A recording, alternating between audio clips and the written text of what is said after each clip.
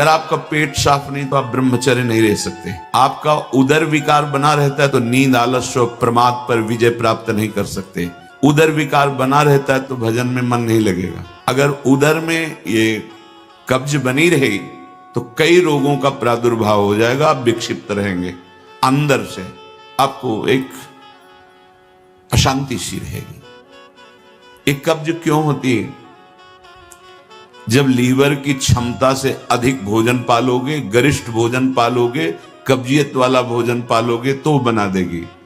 होश में सबसे कहते हैं नित्य व्यायाम जैसे भजन आवश्यक है वैसे आवश्यक है।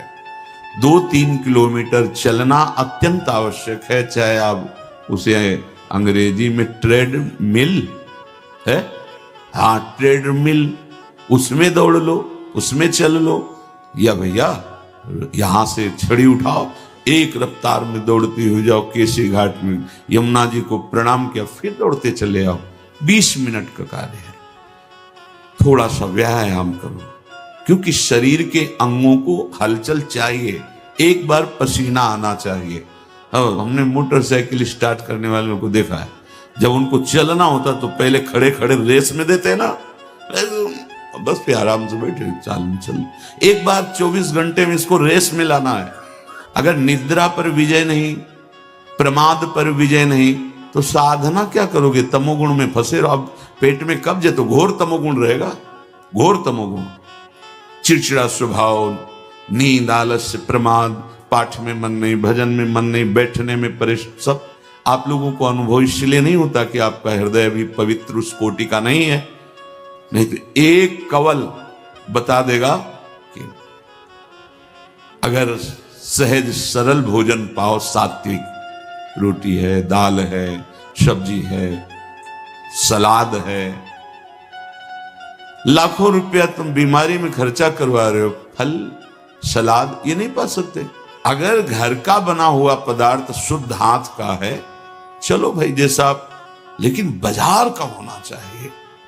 ठीक है, बाहर हम बहुत साफ स्वच्छ बैठकर बेच रहे हैं, लेकिन बनाने वाले कैसे हैं, उनका भाव क्या है, उनकी पवित्रता क्या है। ये जो बेचारे व्यापार नौकरी आदि में बाहर मारे घूम रहे हैं, उनको किसी न किसी तरह उदर पोषण करना है।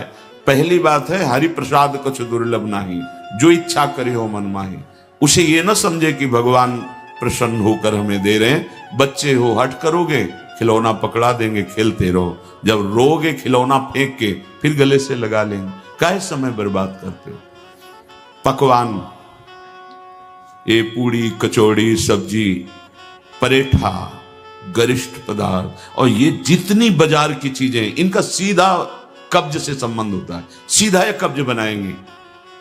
आप श्रम तो करते नहीं, घंटा 2 घंटा ऐसा श्रम, तो वो आपके अंग जो है उनमें पावर नहीं रह गया और आप लादते चले जा रहे हैं। सब जरूर समय से खाना है। अगर आपको कब्ज हो रही तो छोड़ो, भोजन छोड़ो।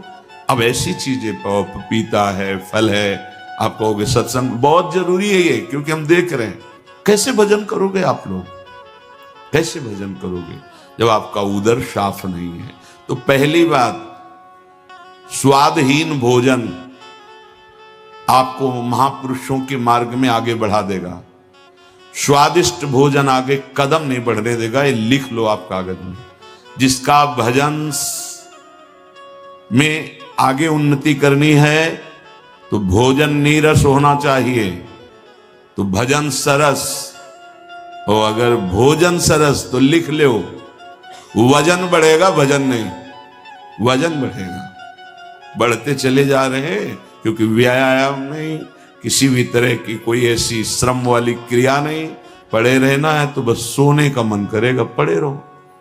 प्रार्थना है, अमूल्य जीवन है, अमूल्य कृपा हो गई है। इस रसेंद्री को संभालो। सब इंद्रियां तुम्हारे वश में हो, रसेंद्री वश में ना हो तो तुम जितेंद्री नहीं माने जाओगे। और एक इंद्री केवल रसेंद्री वश में हो, आप स्वाभाविक जितेंद्री हो जाएंगे। महापुरुषों ने भजन के लिए सर्वस्व त्याग किया है और हम भोजन के लिए भजन का त्याग कर देते हैं, श्री जी के चिंतन का त्याग। देख लो, आप देख लो। और जितना भोजन आप पाते उससे आधा लेना है आपको। इतने बड़े महापुरुष भोजन की बात कर रहे, भगवान कर युक्ताहार विहार से, तो आधा पेट भोजन गिन लो आप, अपनी रोटी और सब्जी और सब। ऐसे नहीं कि रोटी में तो गिन के चल रहा है लेकिन और अगले पदार्थ जो हैं वो नहीं। कमी नहीं है हमारे भगवान के दरबार में, और न संसार में पदार्थों की कमी है, लेकिन तुम में कमी हो जाएगी, तुम्हारा जीवन भजन विहीन हो जाएगा। मेरी प्रार्थना मान लो प्यारे, अगर जैसा आदेश हो रहा है ऐसा भोजन, तो भजन का नशा बढ़ने लगेगा। आप देखो तो अपने लोगों को तो जीवन का अनुभव यही रहा है। अगर आप ऐसे ही, तो कैसे भजन हो पाएगा? क्योंकि आपको तो अनुभव है नहीं कि इसका क्या प्रभाव पड़ रहा है। आप हंस खेल कर बात करके समय पार कर रहे हैं, इसलिए अगर आप अंतर्मुख हो तो एक कवल का प्रभाव बता देगा आपके चिंतन में कितना फर्क पड़ गया। आधा पेट ही भोजन करना है। आपके पास जितने भी बैठे हैं, अब तो व्यवस्था है जीवन। आप देखो तो बाल भोग पास हो, आप राजभोग पाओ, आप शयन भोग पाओ, थोड़ा थोड़ा ले लीजिए। भजन करना है, प्राणों का पोषण करना है, भजन करना है। तो आधो उदर अन्न सो भरे, ठीक, आधो में आधा जल और आधा छोड़ दे वायु के लिए। यहां जलवायु से तो मतलब नहीं है, पूरा यहां तक पूरा ऐसा, फिर कहेंगे एसिडिटी बन रही, कब्ज बन रही, भजन होगा। ये बहुत आवश्यक है, इसलिए हम इस विषय की चर्चा कर रहे हैं।